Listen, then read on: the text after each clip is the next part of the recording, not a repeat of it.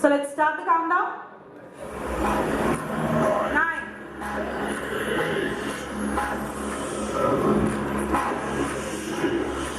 5, 4, 3, 2, 1.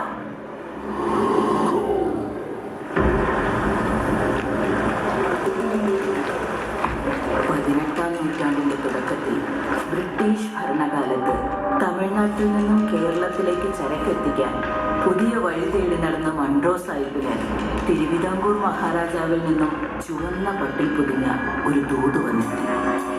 6.5 നാഴിക നേരം കൊണ്ട് കിഴക്കൻ മല ചുറ്റി വരുന്ന ഒരു കാട്ടുവഴിയെ പറ്റിയായിരുന്നു അതിനുള്ളിലെ സന്ദേശം. പക്ഷേ ആ വഴി അന്വേഷിച്ചെന്ന മൺട്രോ സാഹിബിനും ബ്രിട്ടീഷ് പടയ്ക്കും അതിവിചിത്രമായ ഒരു കാര്യം അറിയാൻ കഴിഞ്ഞു. കാട്ടുവഴിക്കിടയിലെ ഒരു വളവിനെ പറ്റി. സൂര്യൻ അസ്തമിച്ചാൽ ഒരു മനുഷ്യനോ മൃഗത്തെയോ പോലും ആ വളവ് കിടക്കാൻ അനുവദിക്കാതെ അവിടെ കാവലിരിക്കുന്ന സുമതി എന്നൊരു തമിഴ് പെൺകുട്ടിയുടെ ആത്മാവിനെ പറ്റി. ഏതൊരു ശക്തിയുടെ മുൻപിലും തലകുനിക്കില്ലെന്ന് അവകാശപ്പെട്ടിരുന്ന സൂര്യൻ അസ്തമിക്കാത്ത സാമ്രാജ്യത്തിന്റെ പോരാളികൾ ആ വളവും കീഴടക്കാൻ പുറപ്പെട്ടു. എന്നാൽ പിന്നീടുള്ള ഒരു സൂര്യോദയവും അവർ കണ്ടില്ല.